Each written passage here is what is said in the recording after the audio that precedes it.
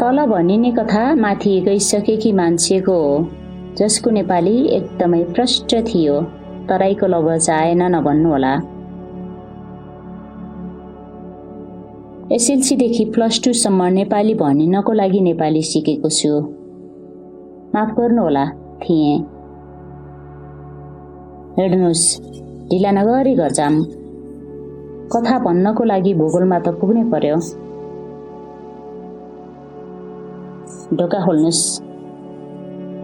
पहिलो दृश्य बैठक कोठाको छ, जहाँ मेरो पापा थालमा बोडी केलाउँदै हुनुहुन्छ। टिभीमा कुनै हिन्दी सिरियल चल्दैछ, त्यसैले मम्मीको आँखा दायाँ बायाँ कतै चल्दै छैन।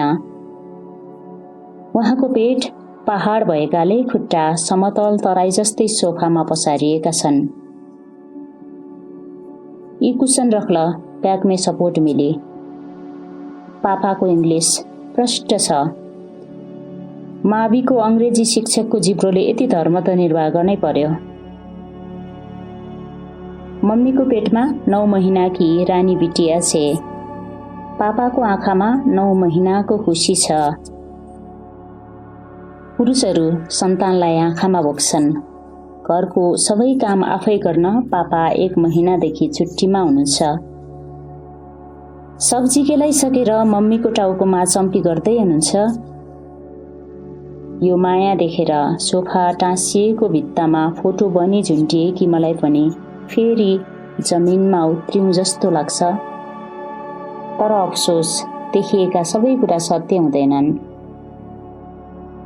मान्छे मरेपछि फोटो भन्छ आत्मा वरिपरि हुने कुरा भ्रम हो। फ्रेममा कैद भई भित्तामा झुन्डिनु वास्तविकता। तर कसैको सास यति छिट्टै उक्की जान्छ, फोटो झुन्ड्याउने किला पनि काम्ने गर्छ। विश्वास लागेन? किला छोई हेर्नुहोस्। शीतलहरमा बेघर कुकुर लुगलुग कामे जस्तै काम छ। नत्र मेरो घरको कुचोसँग माग्नु फोटोको ठिक तल खस्ने सिमेन्टको धुलोको बास्लात। अलि कडा बोलेछु हो। फोटो पत्रिका जस्तो नरम हुँदैन। नरम हुनको लागि पत्रिकाले मलाई समाचार पनि त बनाएन।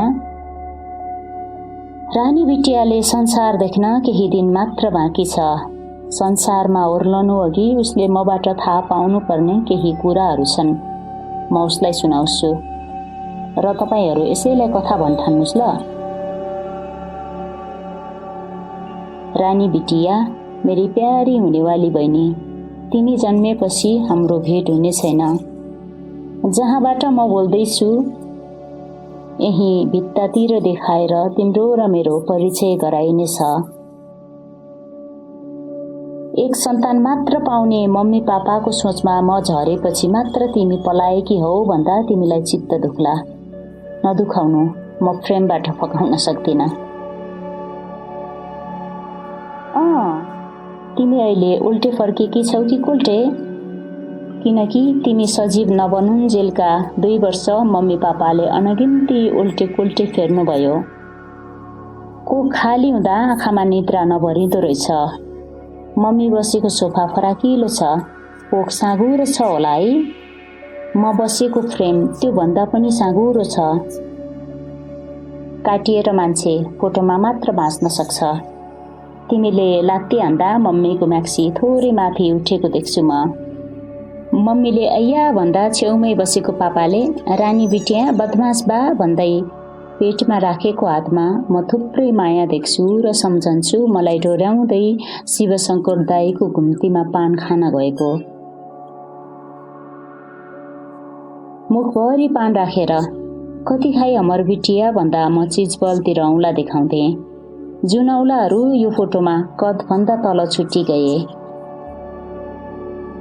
अरूले सुनिने गरी तिमी बोल्न जान्दिनौ, म बोल्न सक्दिन।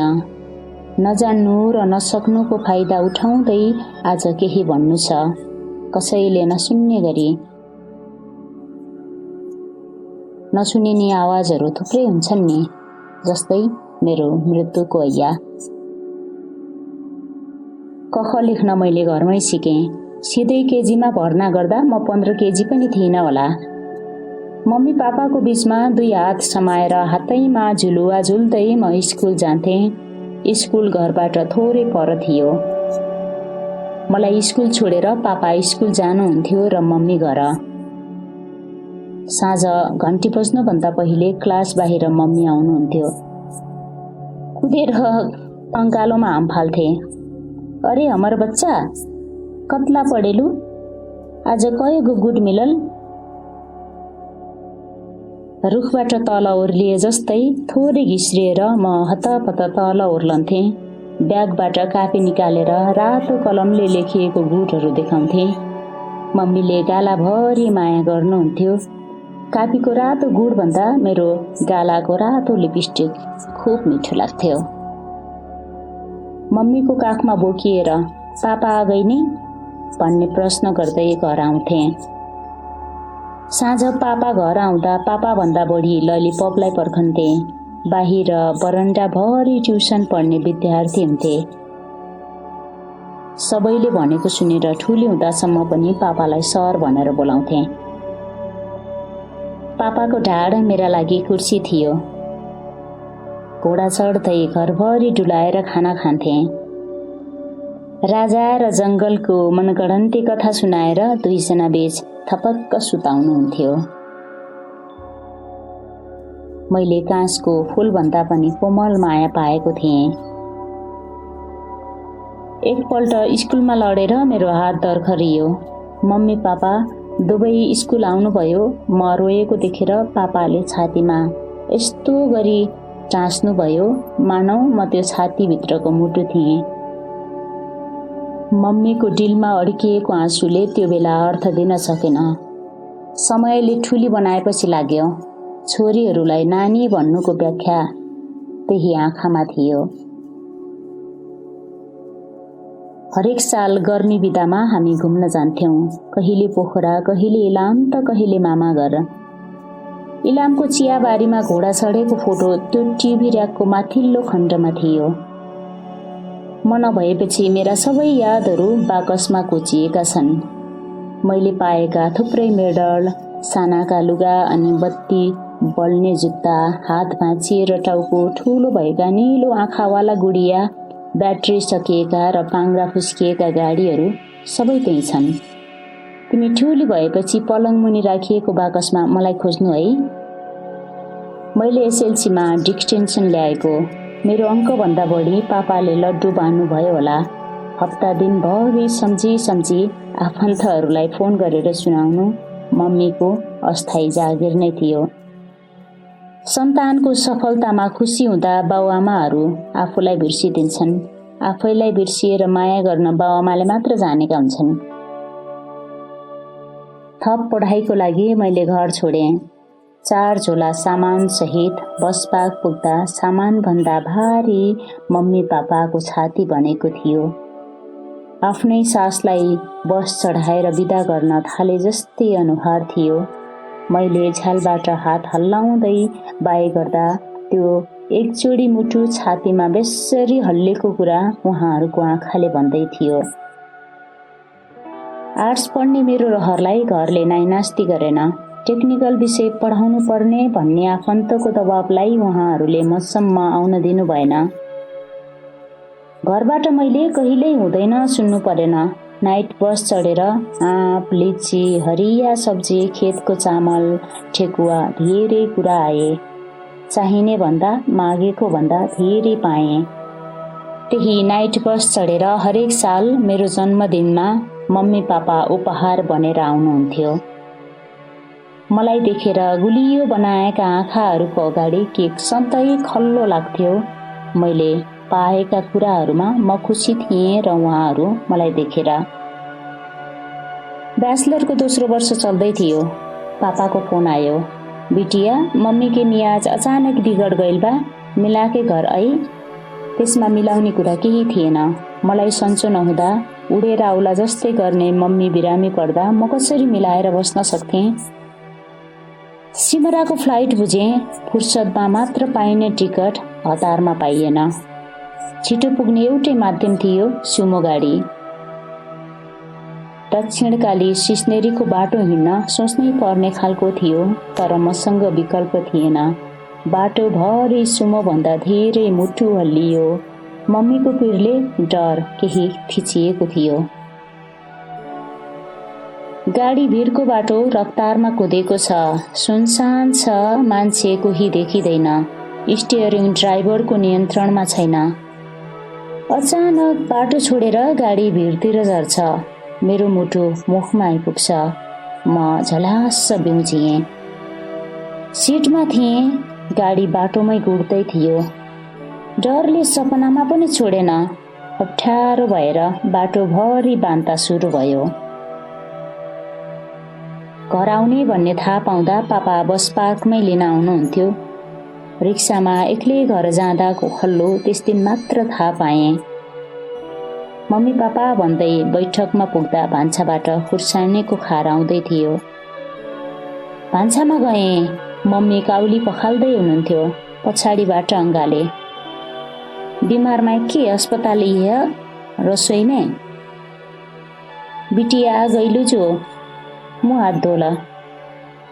उहाँको आवाजमा म घर आउँदाको खुसी थिएन। बैठकमा बसेर टिभी हेर्दै थिएँ। पापा आउनुभयो। म सिधै गएर अङ्गालिएँ। पापाले मलाई खुट्टा ढोक्न कहिल्यै सिकाउनु भएन। न्यानो लाग्ने अङ्गालो उसिलो लाग्यो। काथी भइल मम्मी के? सब त ठिकै लगता? मैले प्रश्न गरेँ। अरे ऊ बेहोसा गइल सबेरे। पापाको झुट अनुहारमा थियो। आँखा छलेर राधा सब्जी फ्रिजमे धद भन्दै भान्सामा पस्नुभयो। वातावरण अनौठो लाग्दै थियो। भान्साको फुसुर फुसुरले पक्का भइसकेको थियो मम्मीको बिमारी बहाना थियो। रातिको खाना खाँदा भाँडाभन्दा बढी मुख बस्ने घरमा पानी निलेको घुटघुट पनि स्पष्ट सुनिँदै थियो। के भयो भनेर मैले थुप्रै पल्ट प्रश्न गरेँ। आँखा छलाई छलाई हाँस्दै हाँस्दै अरे काथी भइल कुच्चो न त भन्दै पापाले प्रश्न टार्नुभयो। मम्मी पापा दुवैको घाँटीमा मलाई गरिनुपर्ने प्रश्न अड्किएको थियो। यस्तो उकुस मुकुस पहिले कहिल्यै अनुभव गरेकी थिइनँ। म छतमा आकाश हेर्दै बसिरहेकी थिएँ। मम्मी पापाको पदचाप मतिर आउँदै थियो। पछाडि फर्किएँ। उहाँहरू रोकिनुभयो। पापाको हातमा मोबाइलको स्क्रिन बलिरहेको थियो। मोबाइल मतिर सारियो, जसमा मेरो र अनवरको फोटो थियो। नगरकोटको आकाश ब्याकग्राउन्ड भएको। हाम्रो 3 जोडी आँखा एकअर्कामा जुधे। मेरो 1 जोडी आँखा तलतिर झुके। उहाँहरूको 2 जोडी आँखा बलियो भएर मलाई प्रश्न गरिरहे। होते नहीं हर कोई दीवाने, रूह की बातें रूह ही जाने। अनवर एउटा लय थियो। म शब्द थिए, ऊ वाक्य। म हरफ थिएँ, ऊ अनुच्छेद। खोलामा पानी जस्तै ऊ म भित्र बग्थ्यो। सागरमा खोला जस्तै ऊ भित्र मिसिन्थे। म नहुँदा पनि उसँगै हुन्थे, ऊ नहुँदा पनि मसँगै हुन्थ्यो। अनवर हाम्रो टोल नजिकै छपकैयामा बस्थ्यो। तिमी ठुली भएर भेट्न पाउँछौ पाउँदिनौ भन्न सक्दिन, तर भेट्यौ भने तिमीलाई परैबाट चिन्छ, किनकि उसले आफूभन्दा बढी मलाई चिन्थ्यो। हावामा मलाई महसुस गर्थ्यो। उसको घर मैले देख्नै पाइन। नजिक भएर पनि भेटिन समय लागेको कुरालाई सायराना अन्दाजमा भन्थ्यो। हर चीज का वक्त होता है, जैसे बारिश में पत्तियां बर्फ से गीली नहीं होती। उसले नेपालीमा सायरी कहिल्यै भनेन। ऊ 8 कक्षासम्म कलकत्तामा पढ्यो। एसएलसी पछिको कम्प्युटर क्लासमा हाम्रो भेट भयो। त्यो भेट भन्दा पनि देख मात्र थियो। मलाई लुकी लुकी हेर्ने उसका आँखा कैला थिए। मसँग तर्किएर हिँड्थ्यो, झुक्किएर नजिक पर्दा भाग्थ्यो। एउटै बाटो मुखामुख हुँदा साइकल फर्काएर आएकैतिर जान्थ्यो। काफी भरि हिन्दी गीत र सायरी लेखी बस्थ्यो। मायाको अर्थ नबुझ्ने उमेरमा आत्माको कुरा लेख्थ्यो। कापीको पहिलो पानामा लेखिएको थियो, होते नहीं हर कोही दीवाने, रूह की बातें रूह ही जाने। ऊ मलाई देवदास जस्तो उदास लाग्थ्यो। त्यस बखत ऊ मेरो लागि एउटै कक्षामा पढ्ने केटा मात्र हुन सक्यो। मलाई पछ्याउँदै काठमाडौँसम्म पुग्यो। कलेजको पहिलो दिन गेटमा ऊ मुसुक्क हाँस्दा म छक्क परेँ। भाग्दा भाग्दै तिमी यहाँसम्म आयो? धेरै नभाग्नु, खुट्टामा चोट आउला। ऊ केही बोलेन। आँखा तल गरेर मुसुमुसु हाँसी मात्र रह्यो। हाम्रो सेक्सन फरक थियो। क्लास नहुँदा बारदलीमा आएर मलाई हेर्न बसिरहन्थ्यो। टोयलेट जाने बहानामा हरेक पिरियडमा मलाई हेर्न आउँथ्यो। ऊ आएको गएको गनिरहेकी हुन्थे। उसले स्पष्ट देखोस् भनेर म बीचबाट फर्स्ट बेन्चमा सरेकी थिएँ। क्यान्टिनमा पल्लो टेबलबाट समोसालाई भन्दा बढी मलाई ध्यान दिन्थ्यो। सँगै बसेकाहरू खाएर उठिसक्दा समोसाको टुप्पो भाँचेर कुटु कुटु चपाइरहेको हुन्थ्यो।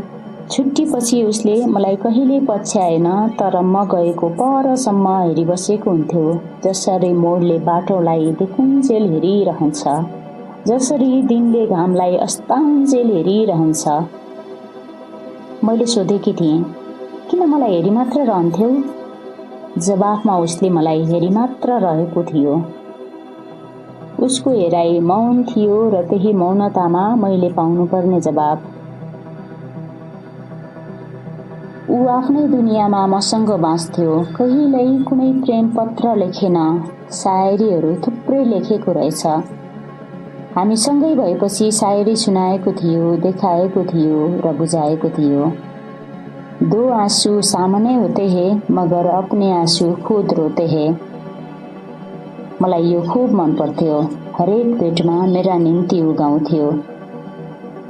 नजर से नजर मिलना और झुक जाना, तुझे सांसों में अंदर लेना और थम के सांसें रुक जाना।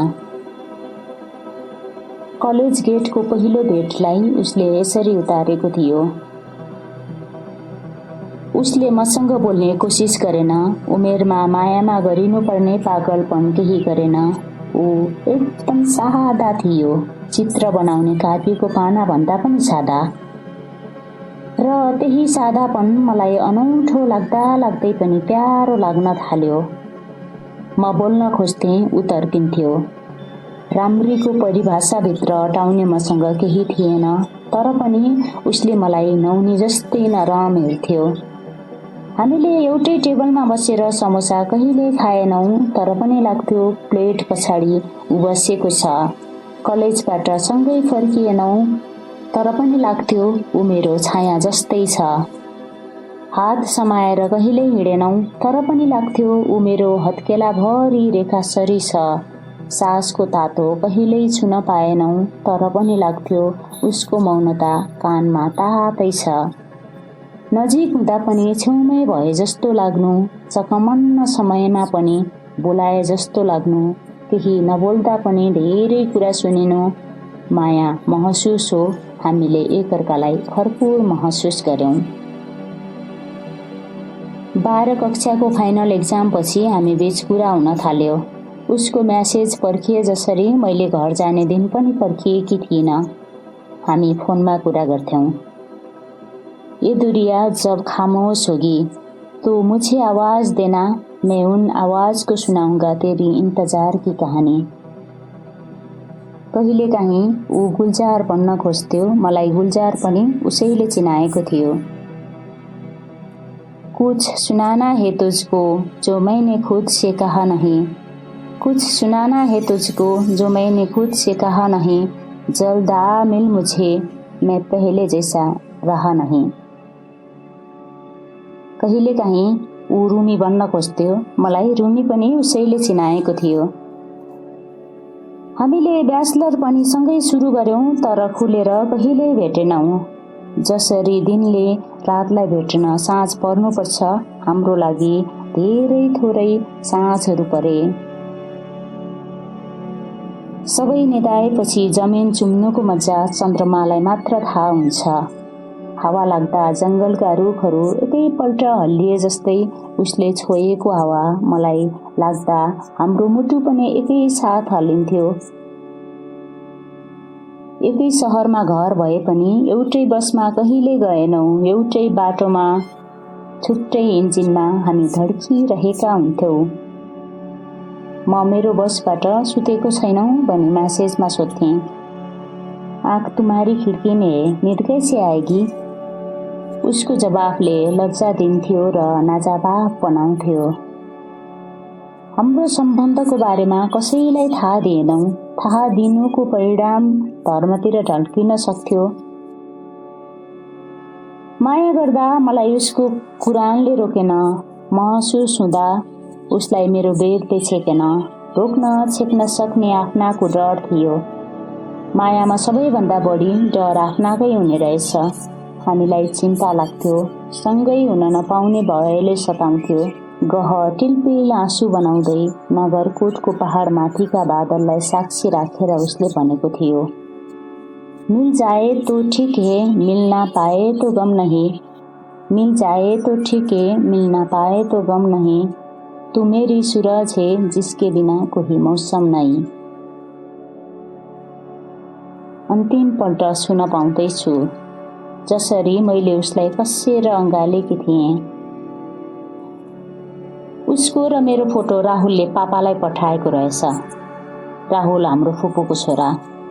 त्यो फोटोसँगै हामी सँगै हुनको लागि ब्याचलर पछि देश छोड्ने सपना पनि उदाङ्गियो। मम्मी पापा मेरो बोलीको पर्खाइमा हुनुहुन्थ्यो। मैले टाउको माथि गर्न सकिनँ। आँखाले चप्पलमा हेरेर मैले हाम्रो सम्बन्ध फुकाएँ। उहाँहरू केही नबोली तल जानुभयो। अनवरलाई घर आएको कुरा बताएकी पनि थिएन। बिहान सबेरै ओछ्यानमा कसैले कपाल मुसार्यो। सिरानीबाट मम्मीको काखमा टाउको सारे। आनन्द आयो।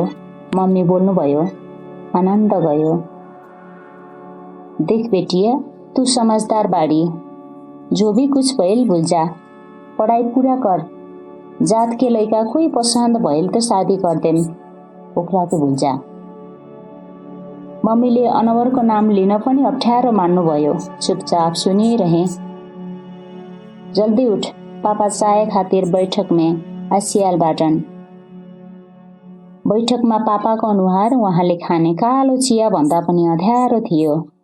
उहाँले नजिक बोलाउनु भयो। काँधमा गएर टाउको अडाएँ। मम्मी के बात समझ ल बच्चा, तू एके तो संतान बाड़ू। लोग तहार बारे में बोली तो सहन ना कर सकेम। म यहाँ पनि चुपचाप सुनिरहेँ। दिनभरि कोठामा एक्लै बसेँ। घर आएको कुरा राति अनवरलाई म्यासेज गरिदिएँ। उसँग केही बोल्न सकेकी थिएन। मम्मी पापालाई पहिले नबताएकोले आफैलाई दुखेको थियो। अनवर गुमाउने डरले पलाउँदै थियो। म भित्रै अल्झेकी थिएँ। आफन्त सर्कलमा फोटोको कुरा मैदान भयो। तारन्तार फोनको सकस कोठाभित्रसम्म सुनिन्थ्यो। पापा कतै नम्र भएर जिजी, कतै कडा भएर पड्किएको सुनिरहेँ। उहाँहरू तनावमा हुनुहुन्थ्यो। मलाई आफ्नै मनस्थिति भारी थियो। म देख्छु जहाँ पनि मायाको मर्म धर्मको ढुङ्गाले थिचिएर मरेको। घरमा दोहोरो कुरा गर्न सकिरहेकी थिएन। अवस्था पनि थिएन। अनवर मैले केही गलत कदम उठाउला भनेर घण्टा घण्टामा फोन गरिरहन्थ्यो। घर आएको 5 दिन बितिसकेको थियो। पापा, पढाइ छुट रहल बा, अब जाएके पड़ी। मेरो कुरा नसुनेको जस्तै गरियो। मैले फेरि त्यही कुरा दोहोर्याएँ।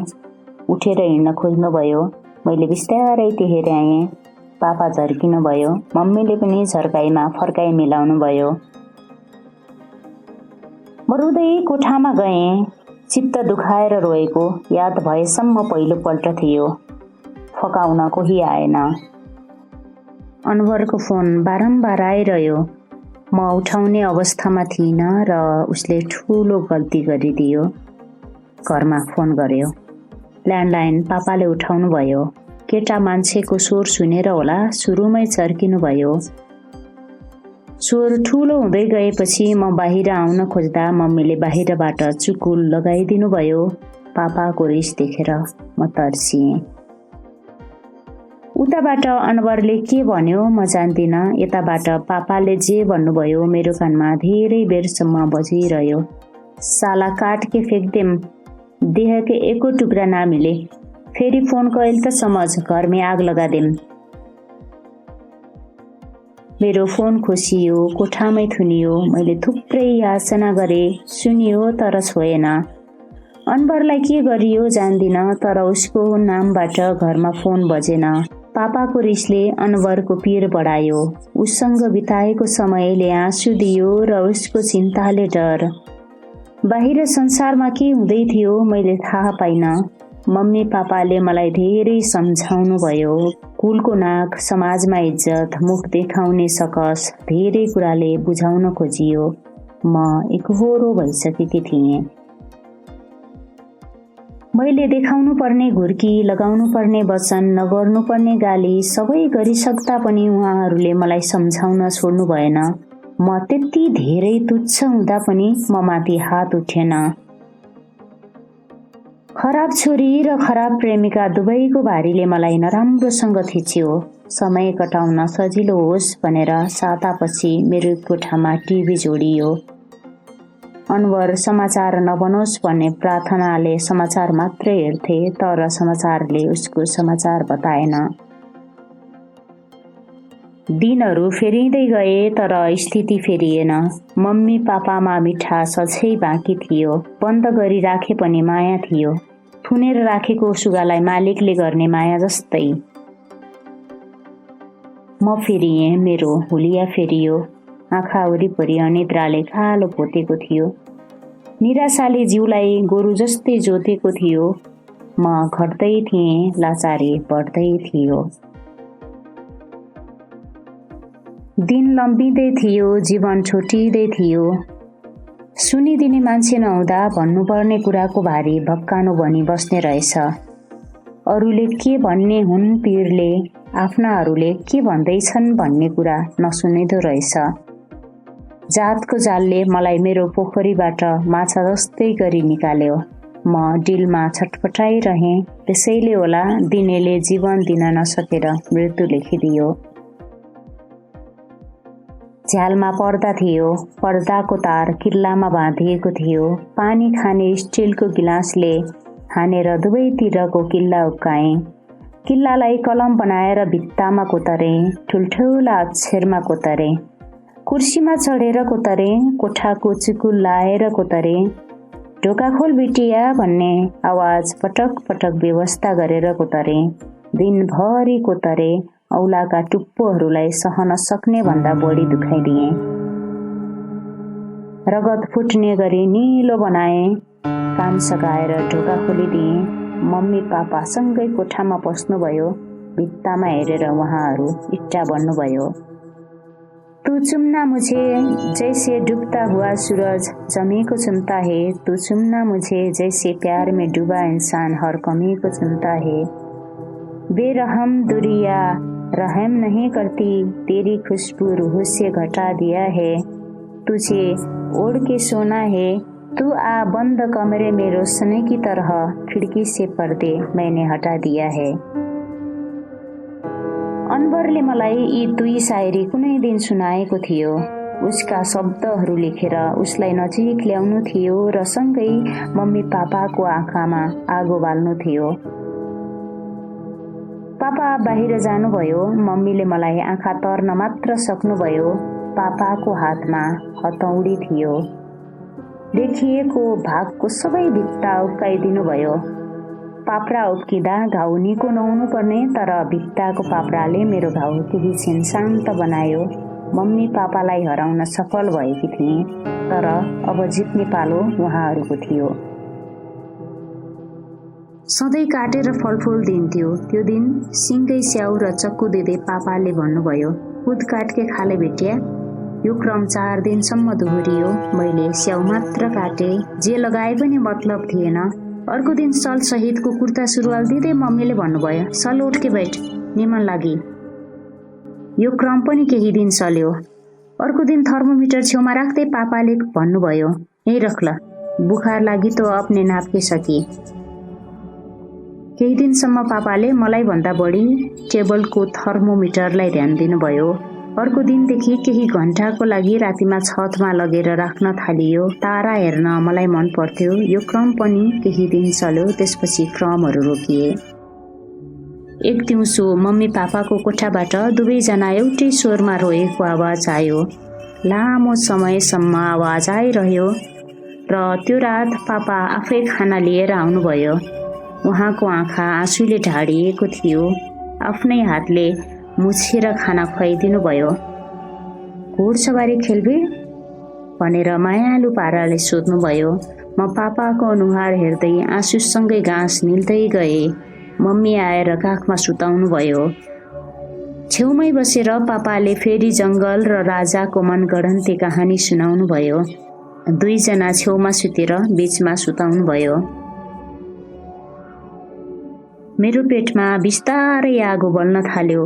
कसैले एक तगारो भुङ्रो पेटमा खनाए जस्तो पीडा भयो। दुई छेउमा मम्मी पापा मलाई एकहोरो हेरिरहनु भएको थियो। भाव शून्य चट्टान जस्तो अनुहार, आँखाबाट निरन्तर ग्लानी बग्दै थियो। त्यो आँखामा मैले स्याउसँगको चक्कु, कुर्ता सुरुवालको सल, टेबलको पारोवाला थर्मोमिटर र रातको छत देखेँ। पीडा र पाप मिसिएको अनुहार धमिलो खोला जस्तै देखिने रहेछ। याद भएका सबै समय आँखामा एल्बम बनेर आयो। फोटोहरूको तल्लो छेउमा आगो लाग्यो र जलेर खरानी भयो। स्कुल जाँदा समातिएको मेरो हात छोडेर दुईवटा छाया पछाडि गयो। चिजबलको प्याकेटमा हात हाल्दा फिनेलको सेतो डल्लो निस्कियो। डिक्टेन्सन ल्याउँदा खुसी भएको अनुहारमा निलो मसी पोखियो। बस पार्कमा मलाई बिदा गरेका हातहरूमा आँखै खाने गरी चक्कु टल्कियो।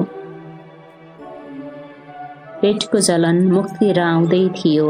जिउभरि जाँदै थियो, तर मेरो मुखबाट एक शब्द आवाज निस्किएन। सास निस्किने बेला बोली ननिस्किने रहेछ।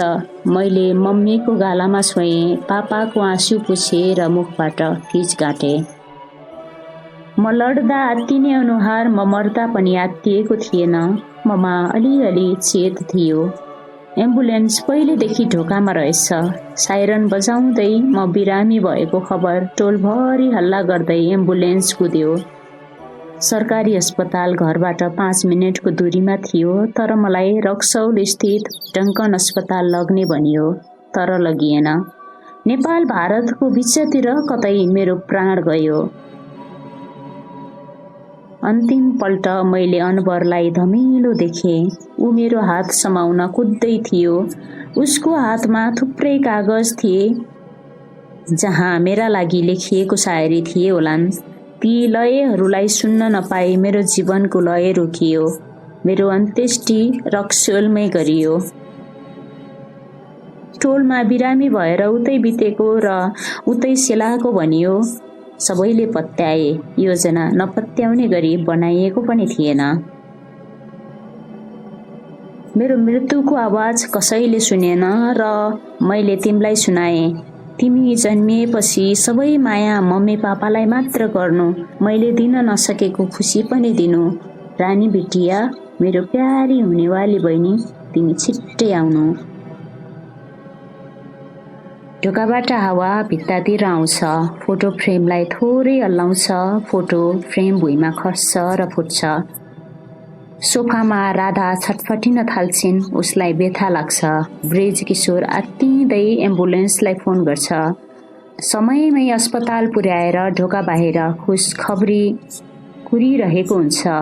सेतो लुगामा नर्स आउँछे र भन्छे, तपाईको बच्चा भित्रै मरिसकेको रहेछ, सरी। ब्रिज किशोरले आँखा बन्द गर्न सक्दैन। उता राधाले आँखा खोल्न सकिरहेकी हुन्न। माथि कतै मान्छे मरेपछि पुग्ने ठाउँमा नबल्दै निभेको दियोले भन्दै थिए, मम्मी पापा के हम सजाय देखे हैनी? कोही मनमनै बोल्छ। कथा सजाय नपाउने गरी सुनाइएको पनि थिएन।